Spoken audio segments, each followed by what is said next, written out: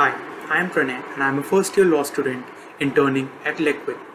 Today I am going to be talking about the principles for communicating special condition in standard contract. So what is a standard contract? A standard form contract is a pre-printed contract which contains a large number of terms and conditions.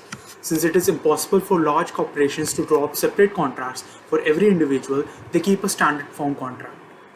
So in these contracts, there are special terms and conditions that are specifically added in each contract and are unique to them.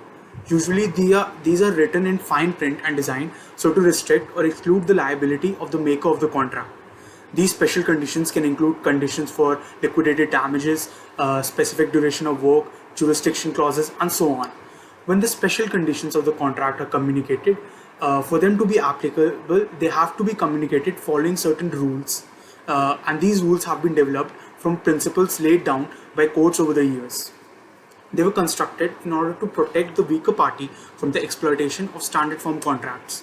Whether these special conditions would have contractual effect or not would depend on the nature of the document, the adequacy of the notice to the party, and the time when such terms are brought to his or her notice, and the course of dealings between both the parties. I will discuss all of these principles in detail now. So the first principle is reasonable notice. So courts objectively see whether the drafter of the contract has done all that was reasonably sufficient to ensure that the other party has been informed of the special conditions laid out in the contract. It is up to the court to decide if the notice given was reasonably sufficient or not. If it is found that the notice of the terms given to the other party is not adequate by the court standard, then the party will not be bound by those terms. Words like see back of the conditions, please turn over, subject to terms and conditions contained in another document are generally indicative of a reasonable notice to the acceptance. Though the prerequisite for this is that there must have been a general indication of the special terms and conditions. Also, simply printing words like subject to Delhi jurisdiction in a particular clause doesn't make it part of the contract unless the person specifically assented to it.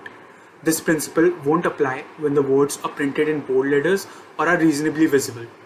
It is also required that a notice of the special conditions be given before or at the time of accepting the contract. And it is the duty of the party accruing the benefits of the clauses in the special conditions that has to make clear the terms and conditions to the other party about the contract. The next principle is the adequacy of notice. So even when a timely notice has been given to the other party, if the other party has no real knowledge about the special terms of the contract or has no reason to believe that such conditions are contained in the document, then the party will not be bound by those terms. If the party has the knowledge about the special conditions, then they will be bound by it. It will not matter whether the party has read or even understood the conditions mentioned. Even if the party doesn't have the capacity to understand the terms by reason of illiteracy or by virtue that the conditions are in another language, then the party would still be bound by those conditions if adequate attention to those conditions have been brought to the party. This is done namely by printing words like see back for conditions. And the next principle is the nature of the documents. Special conditions that are incorporated in a document would have contractual effect only when the party receiving it would expect or believe that those conditions would be present on these types of documents. For example, parking tickets, checkbooks, or tickets given in a public bath are not such documents. But a railway ticket is something that you would expect that they would have special conditions written on them. They may contain some special conditions or exemption clause either directly on the documents or by reference to it.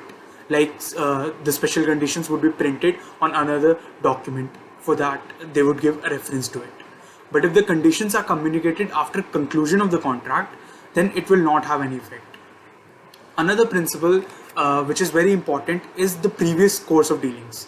So in cases where both the parties have previous course of dealings, a contract that only implies and not even lays down the conditions that were applied to their dealings in previous courses, then those previous conditions would still be applicable in the present document.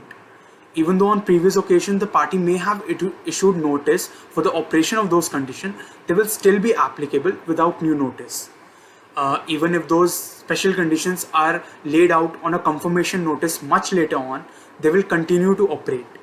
This provides an exception to the principle requiring notice of conditions before or during the conclusion of the contract. So this was me giving a presentation on the principles for communicating special condition in standard contract. I hope you found it informative and helpful to you. Thank you.